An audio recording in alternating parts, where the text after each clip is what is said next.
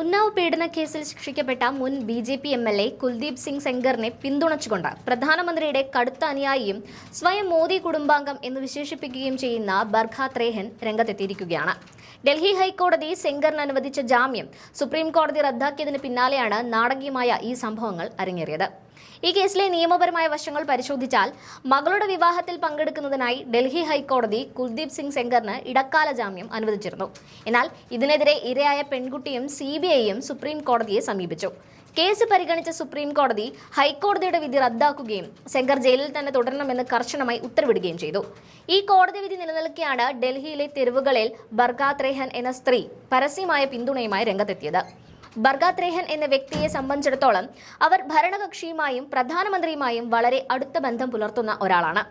2020-ൽ പ്രധാനമന്ത്രി നരേന്ദ്രമോദിക്ക് രാഖി കെട്ടിക്കൊടുക്കുന്ന ചിത്രങ്ങൾ ഇവർ തന്നെ സോഷ്യൽ മീഡിയയിലൂടെ പുറത്തുവിട്ടിട്ടുണ്ട്. കൂടാതെ ഞാൻ മോദിയുടെ കുടുംബമാണ് എന്ന് 2024-ലെ തെരഞ്ഞെടുപ്പ് കാലത്ത് ഇവർ പരസ്യമായി പ്രഖ്യാപിക്കുകയും ചെയ്തിരുന്നു. ഇത്തരത്തിൽ പ്രധാനമന്ത്രിയുടെ അടുത്ത വൃത്തങ്ങളിലേക്ക് പ്രവേശനമുള്ള ഒരാൾ പോക്സോ കേസിൽ ശിക്ഷിക്കപ്പെട്ട പ്രതിക്ക് വേണ്ടി തെരുവിലിറങ്ങിയതാണ് ഇപ്പോൾ വലിയ ചർച്ചയായിരിക്കുന്നത്. ഈ സാഹചര്യത്തിൽ കേസിലെ മുൻകാല സംഭവങ്ങൾ കൂടി ചേർത്ത് വായിക്കേണ്ടതുണ്ട്. ഉന്നാവ് പീഡന കേസിലെ ഇരയായ പെൺകുട്ടി കേസിൽ വിധി വരുന്നതിന് മുൻപ് തന്റെ പരാതി ബോധിപ്പിക്കാനായി പ്രധാനമന്ത്രി നരേന്ദ്രമോദിയെ നേരിട്ട് കണ്ട് സംസാരിക്കാൻ നിരവധി തവണ ശ്രമിച്ചിരുന്നു. എന്നാൽ അന്ന് പ്രധാനമന്ത്രി അതിന് തയ്യാറായിരുന്നില്ല. ഇരയ്ക്ക് ലഭിക്കാത്ത ഈ പരിഗണന പക്ഷേ അന്ന് പ്രതിപക്ഷത്ത് നിന്ന് ലഭിച്ചിരുന്നു.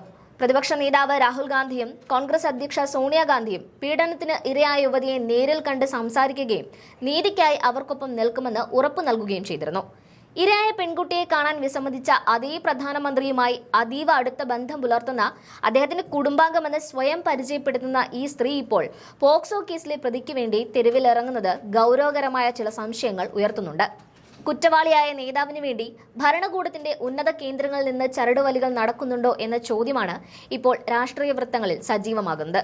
ഡൽഹിയിലെ പ്രതിഷേധ സ്ഥലത്തെത്തിയ ബർഖാത് റേഹൻ മാധ്യമങ്ങൾക്ക് മുൻപിൽ പീഡനത്തിനിരയായ പെൺകുട്ടിക്കെതിരെ ഗുരുതരമായ ആരോപണങ്ങളാണ് ഉന്നയിച്ചത്. പീഡനം നടക്കുമ്പോൾ പെൺകുട്ടിക്ക് പ്രായപൂർത്തിയായിരുന്നുവെന്നും അതിനാൽ പോക്സോ നിയമപ്രകാരമുള്ള കേസുകൾ തെറ്റാണെന്നുമാണ് ഇവരുടെ പ്രധാന വാദം. കോടതി കുറ്റക്കാരനെന്ന് കണ്ടെത്തിയ ഒരു വ്യക്തിയെ വെള്ളപൂശാൻ ഇരയെ തന്നെ അധിക്ഷേപിക്കുന്ന നിലപാടാണ് ഇവർ സ്വീകരിച്ചിരിക്കുന്നത്. എന്നാൽ സുപ്രീം കോടതിയിൽ സോളിസിറ്റർ ജനറൽ തുഷാർ മേത്ത നൽകിയ വിശദീകരണം ബർഖയുടെ വാദങ്ങളെ പൂർണ്ണമായും തള്ളുന്നതാണ്. പീഡനം നടക്കുമ്പോൾ പെൺകുട്ടിക്ക് 16 വയസ്സിൽ താഴെ മാത്രമായിരുന്നു പ്രായമെന്ന് ഔദ്യോഗിക രേഖകൾ വ്യക്തമാക്കുന്നു. ഈ വിഷയത്തിൽ ബർഖാത് റേഹനെ കൂടാതെ മറ്റു ചില രാഷ്ട്രീയ നേതാക്കളുടെ നിലപാടുകളും ശ്രദ്ധേയമാണ്.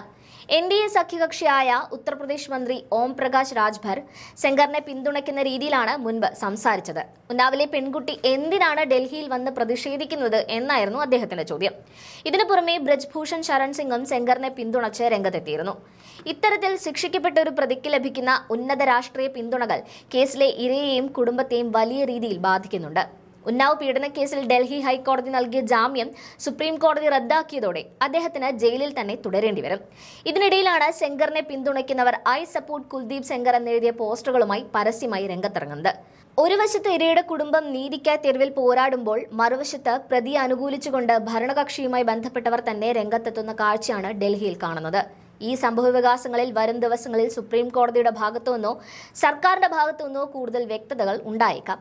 പീഡനക്കേസ് പ്രതിക്ക് ലഭിക്കുന്ന ഈ പരസ്യ പിന്തുണയെക്കുറിച്ച് വലിയ രീതിയിലുള്ള പ്രതിഷേധങ്ങൾ ഇതിനോടകം തന്നെ ഉയർന്നു കഴിഞ്ഞിട്ടുണ്ട്. സമൂഹ മാധ്യമങ്ങളിലടക്കം ബർഖയ്ക്കെതിരെ രൂക്ഷമായ പ്രതികരണങ്ങളാണ് ഉയർന്നു കേൾക്കുന്നത്.